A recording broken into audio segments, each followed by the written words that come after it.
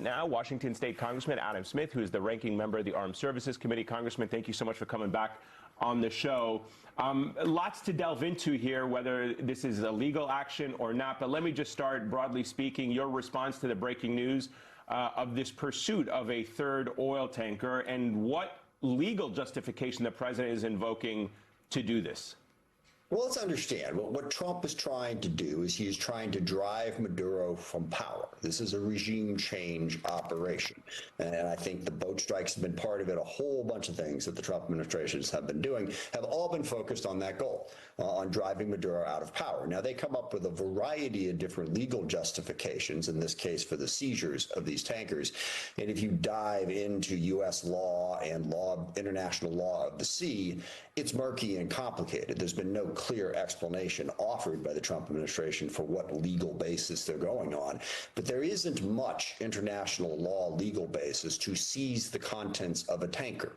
Yes, if they're flying a false flag or don't have a flag or they've been sanctioned, there's a variety of different things you can do. But that's all very complicated, not clearly explained by the Trump administration. And again, don't lose track of the big picture here. Big picture is this is an effort to drive Maduro from power. And as Trump said, seems in part so that we can, quote, take back our oil, which is a fascinating interpretation of history. But he's dragging us into a war, is the bottom line here. Well, let's talk about that claim that the U.S. should seize oil and assets. How do you regard that? Do you think there is any validity to that? And do you think it's needlessly provocative? Yeah, well, it's unquestionably needlessly provocative, and that's the whole point. Is again, he's trying to finish a conflict here with Maduro.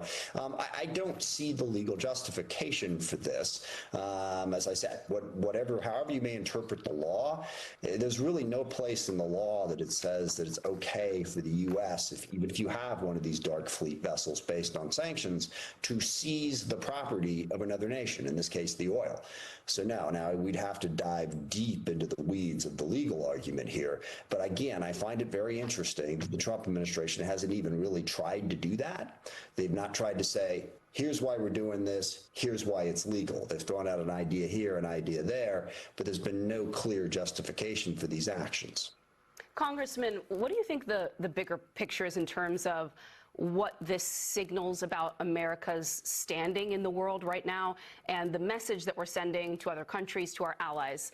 I ask because it's hard to follow the logic with this administration on Venezuela while also listening to their logic on Ukraine, for example, that we need to pull back in that region of the world, that, much of their base is tired of sending money to Ukraine, and that's sort of not our business at times, as part of the message that we hear from people on the right. But then that we need to take this aggressive, provocative action in our own backyard. Yeah. What does this represent in terms of what the sort of American project is now? This is the most important question, and it does actually make sense, which makes it all the more terrifying. And I may sound paranoid as I walk through this, but basically Trump is trying to reassert a 20th century world, or I guess maybe a 19th century world, whereas you have spheres of influence, and the most powerful country within their sphere of influence takes whatever they want. They assert their power simply because they have the power. There's no international rules-based system of order or laws or whatever. The powerful take what they want, and the weak suffer what they must, as the cliche goes. And Trump's been doing this since he threatened Greenland, he threatened Panama, he threatened Canada. He has, in a variety of different ways, asserted this notion that it is our right to dominate the Western Hemisphere, number one. Number two, he wants the legal authority to do whatever the hell he wants, whenever he wants, without having to worry about the law. Don't talk to me about the law. I'm the president. I can go ahead and do what I want. And he's been doing that obviously domestically in a bunch of different ways, also on the tariffs, sending U.S. troops into cities, knocking down parts of the White House. I mean, it goes on and on and on. He ignores the law repeatedly because his position is, I'm the president, I get to do what I want. And the real bad part of this is it absolutely is consistent with what he's doing in Ukraine. And basically what he's doing in Ukraine is like, all right, we got the Western Hemisphere, Putin, you can have Eastern Europe, not our problem.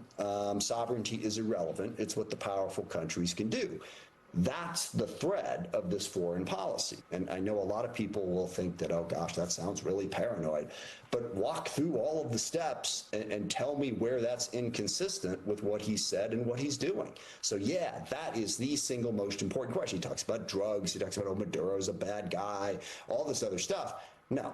It is about power, and it is about getting rid of 80 years of our efforts after World War II to build some semblance of a rules-based system of order internationally. Trump wants to sweep that away in favor of his own individual power.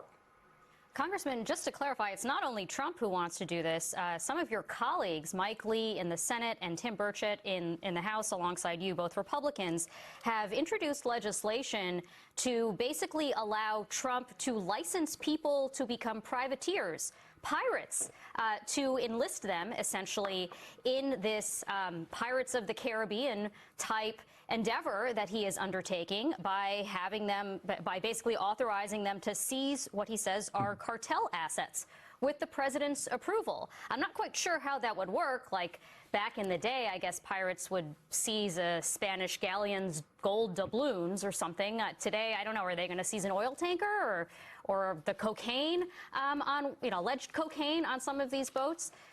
What is your take on this particular piece of legislation? Well, it's a really important point. And sorry, yeah, that's the next thing that I should have connected. Yeah, it's not just Trump. The Republican Party is letting him do this, or in some cases, enthusiastically helping him do this. So absolutely, Republicans in the House and the Senate, I still believe that it's a relatively small number of them that are enthusiastic about this, that are saying, yeah, this is the world we should have. Certainly, there's a lot of Republicans who are troubled by the fact that Trump is repeatedly selling out Ukraine. But the larger problem within the Republicans in Congress is they let him do it. It is just the acquiescence to all of the legal actions that he has taken and all the things that he has done that fundamentally challenge our representative democracy and our Constitution here, but also fundamentally challenge any sort of rules-based international order. Republicans in Congress have 100% let him do this over and over and over again. If we want to stop it, we got to get them out of Congress. Not to do a shameless plug for House Democrats getting the majority back in the Senate too. But if you're concerned about all this stuff, that's the single best thing you can do is vote these guys out of office. Congressman, just as our final question, I want to ask, what's the status of transparency when it comes to